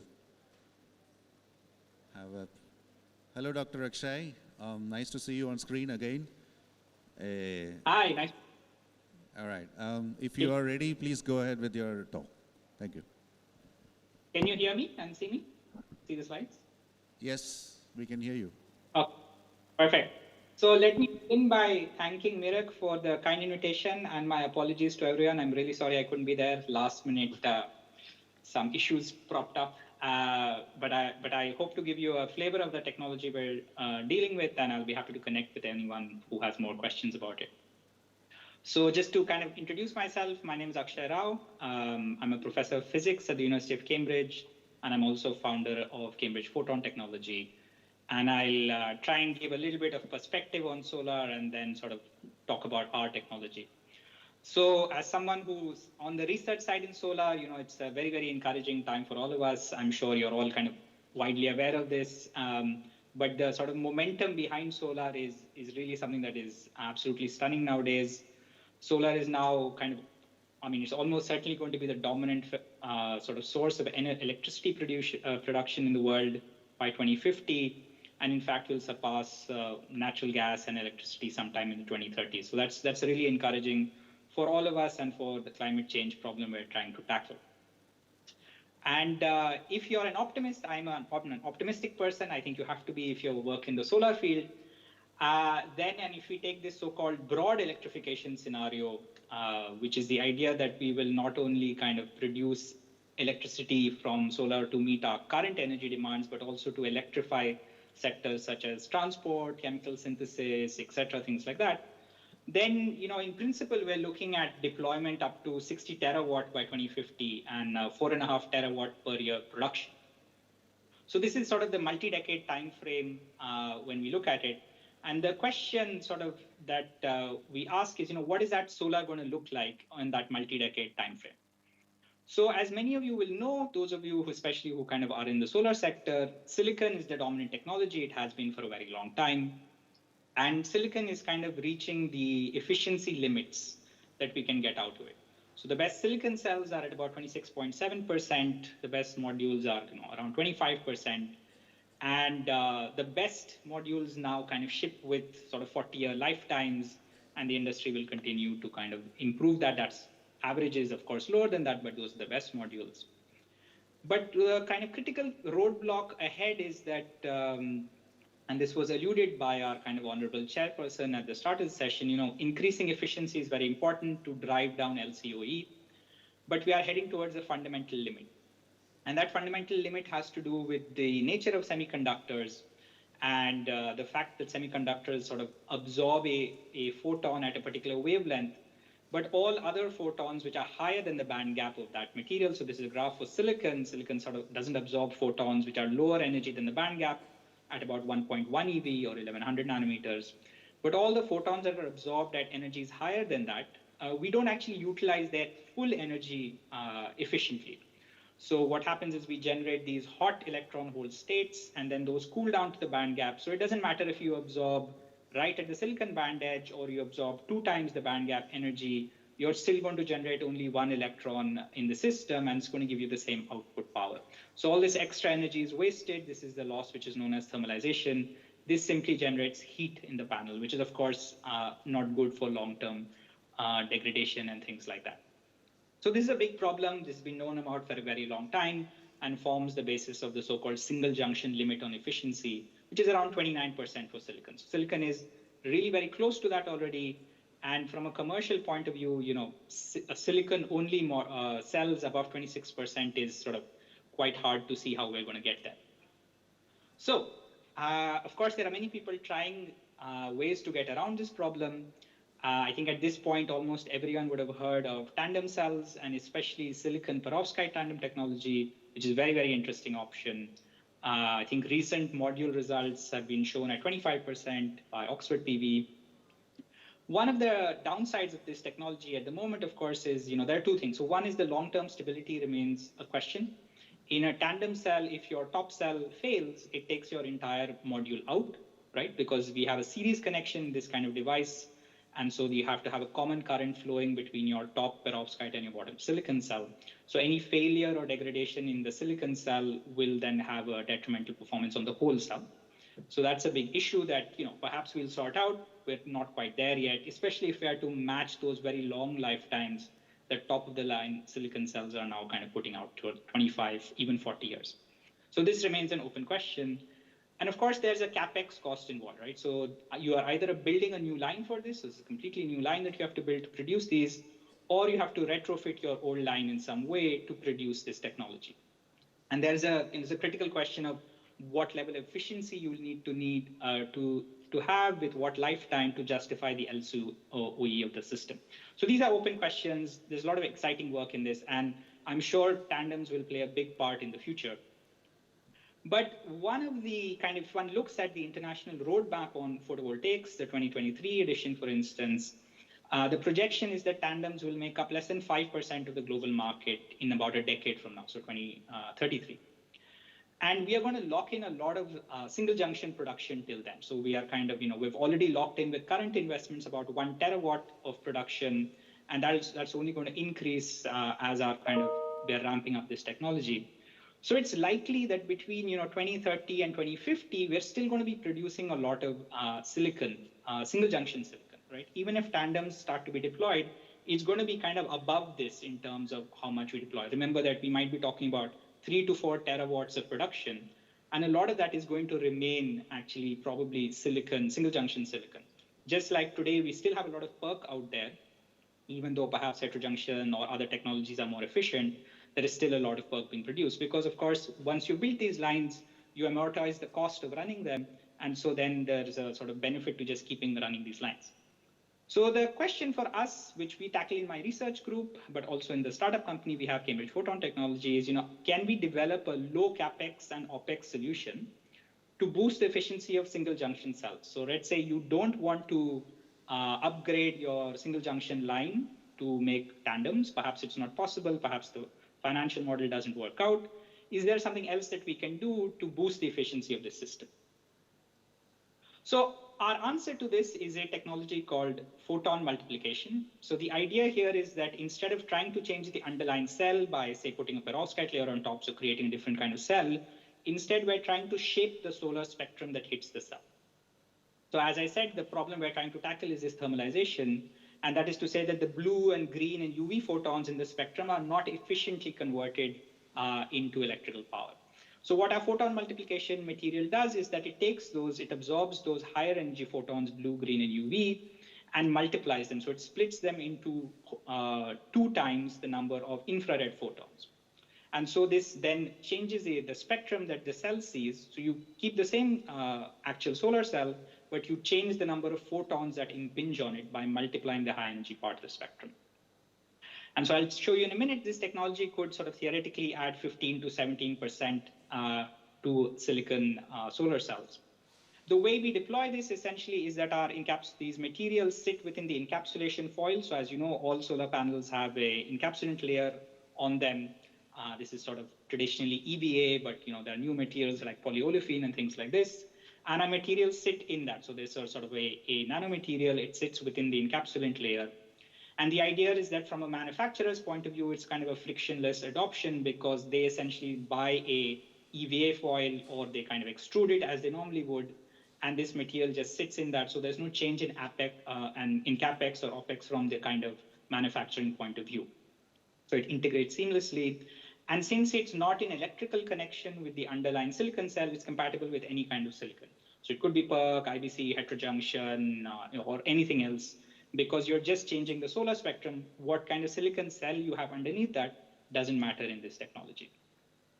So let me kind of show you theoretically what is possible with this technology and how it compares with tandems. So this is some work by the University of Eemhof in Amsterdam. And what they did is modeled kind of what this photon multiplication technology could do and compared it with tandem cells. And one of the interesting things that perhaps some of you will know is that in tandem cells, you have to have current matching. And current matching requires quite strict conditions. So that is to say that the solar flux incident has to be correctly balanced between the top and bottom cell. And of course, you normally design your cells under sort of standard test conditions. But in real world conditions, the color of the solar spectrum changes during the course of the day, during the course of the year.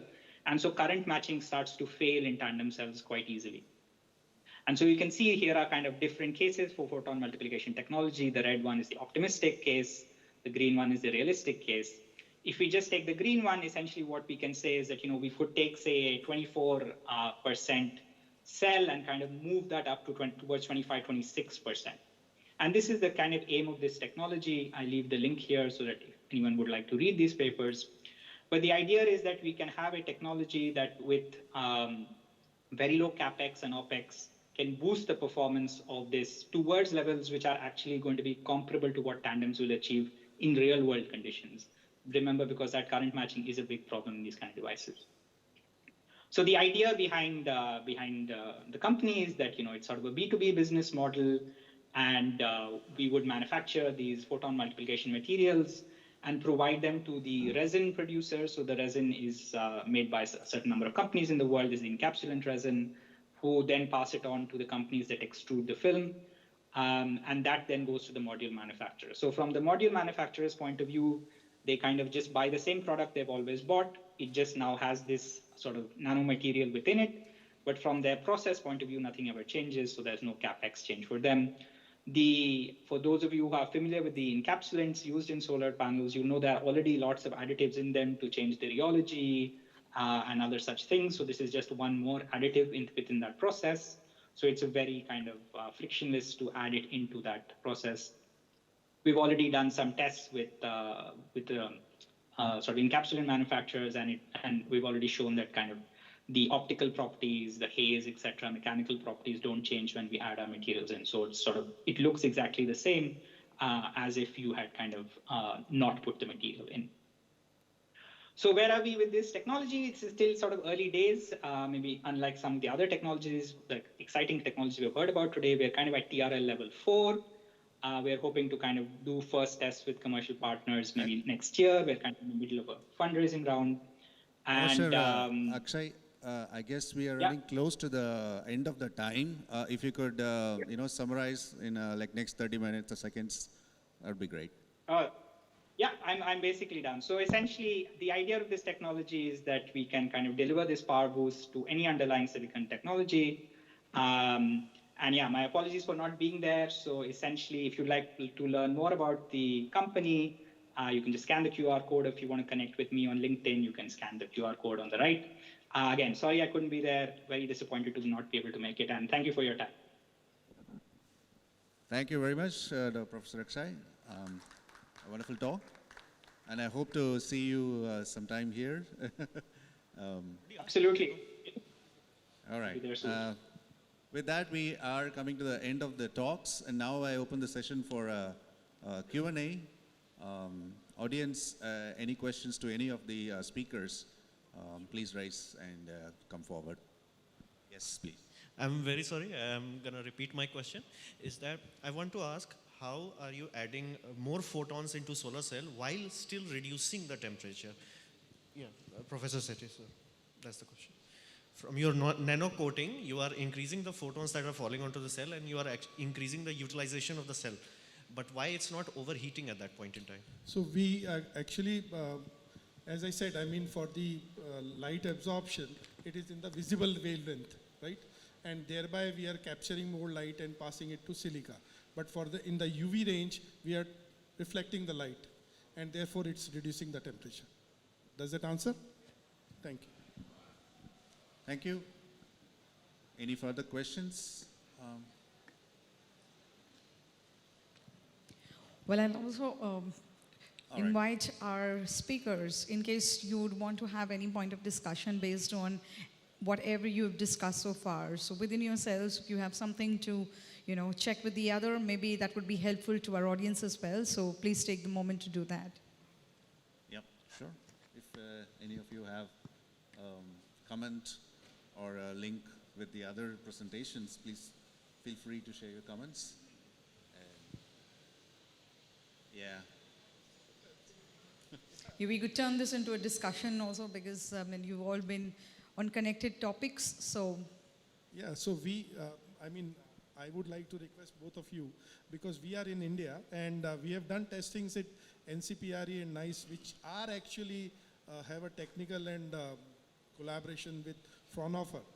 But when we went to Fraunhofer, they said, no, you have to get it tested separately. And the charges were so expensive for a startup. It was, okay, wait guys, we'll do it when we grow up.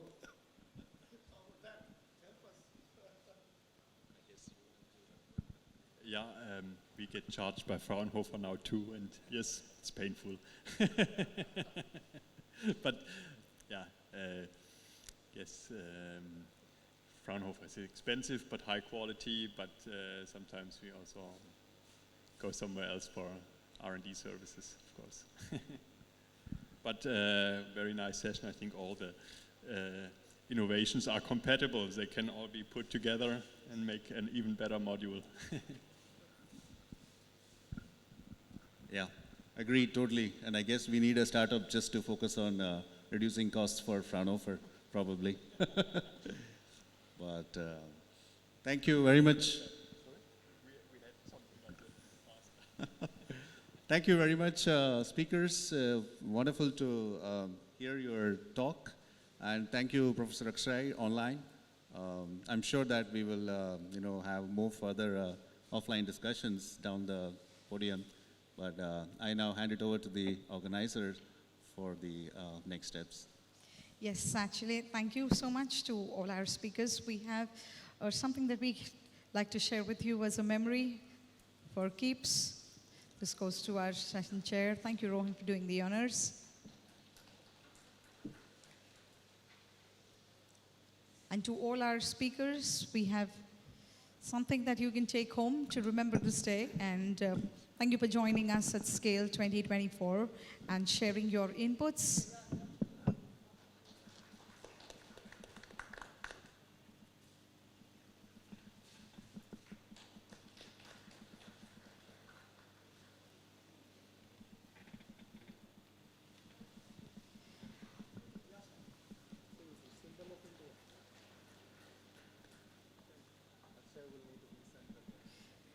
Yeah, Akshay, we'll send you our good wishes virtually as of now, but thank you for connecting to us.